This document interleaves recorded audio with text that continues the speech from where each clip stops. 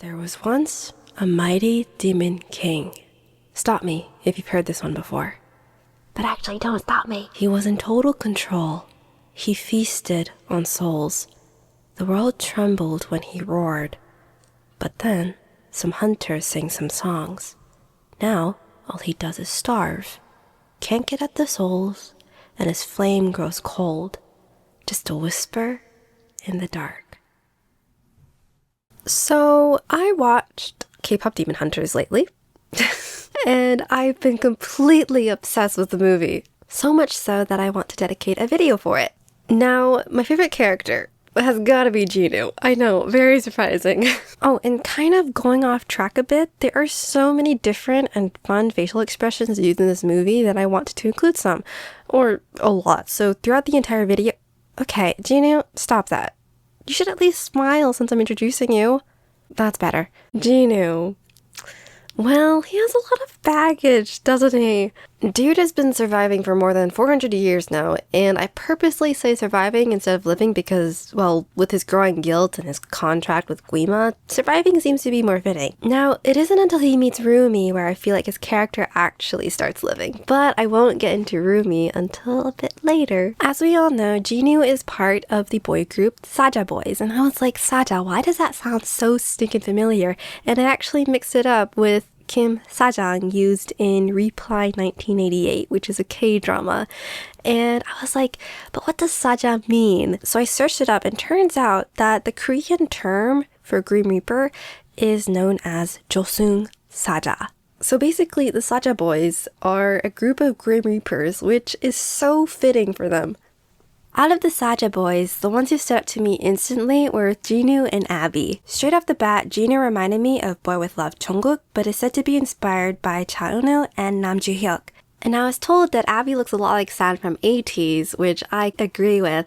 The similarity between Abby and San got so popular that San himself actually found out about this and said that he completely agrees. Now this guy, let's talk about him a little bit more. There's a scene in the movie where Abby is at a fan meeting, and he literally is giving out drawings of his abs using his abs. His abs are so solid that he can just use them as a template for his ab art.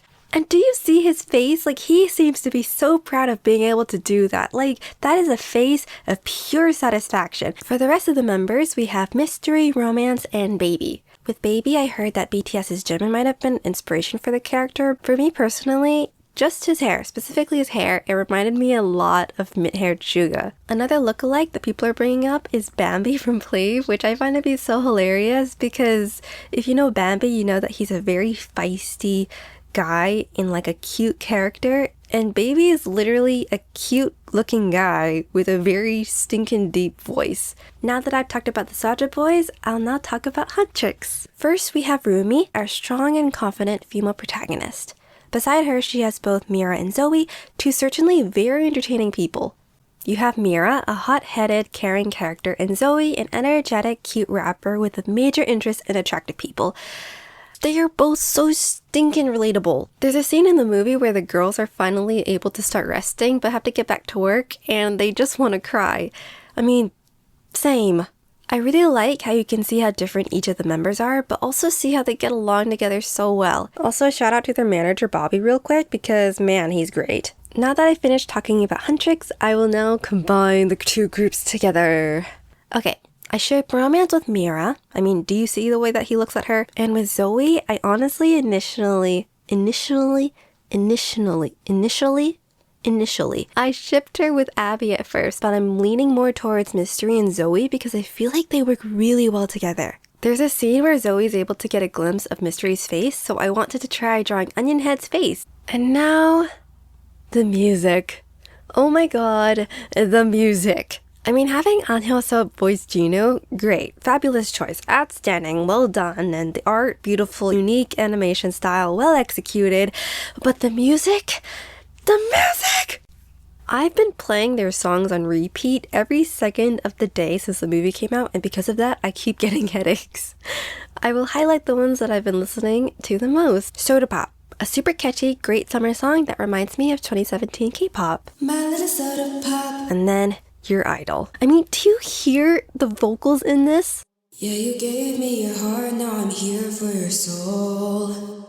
Also, people, I kept seeing videos about how Jinu is wearing the bracelet that Rumi gave him, but he actually isn't. He isn't. And then what it sounds like, one of my favorites. This is what it sounds like. I love listening to Zoe and Mira join in on this song, and it's so nice hearing Rumi's deep voice. And then another favorite, Free. We could be free.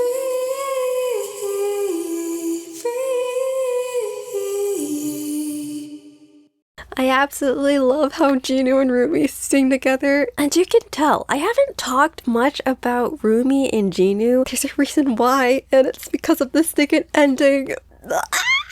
I am a huge Rumi and Jinu fan. I absolutely love them. You have Rumi, someone who really doesn't like her demon patterns, and Jinu, a guy with a lot of baggage. Like, what better combination is there? They do have such good banter with each other, and it makes their interactions entertaining and lovely to watch. It's like the enemies to lovers trope, except they don't actually reach the lovers part at the end. But man, I really wanted Jinu and Rumi to get together. I got so sad when Jinu became a sword, and I really hope a sequel happens where they can actually be together and love each other and hang with the bird and tiger, aka Sussy and Derpy. Love Sussy and Derpy. I'll give Derpy a hat because they deserve one. Plus, Derpy is literally the #1 Rujinu shipper. Well, besides that girl. They were also written to have an aquarium date, and it's so cute to think that the two were at least a little bit curious about each other since their first meeting. I feel like Jinu just absolutely loves interacting with Rumi at all times, and what's really sweet to think about is that Rumi is half demon. So I feel like Jinu made Rumi feel more demon-like, and Rumi made Jinu feel more human-like, which is why he did what he did in the end. Oh, and what's really sweet is that people have said that Rumi is singing what it sounds like for Jinu, and your idol is Jinu singing to Rumi. Anyway, I really hope there's a sequel where it has a happy ending and Ru and Jina can be together forever. Bye! Also, I didn't talk about it that much. I didn't talk about it at all. But the animated scenes for like the past hunters, the past demon hunters, they were so beautiful. Like the first one, the first group of hunters, so beautiful. Like I spoiled myself to the entire movie before even watching the movie. That's just how I am sometimes. Yeah, I asked some friends what they thought of the movie and they absolutely hated it. But, you know, it's fine. I really hope you enjoyed this video and I hope it made you smile at least 1%. And yeah, I'll see you in my next video. Bye!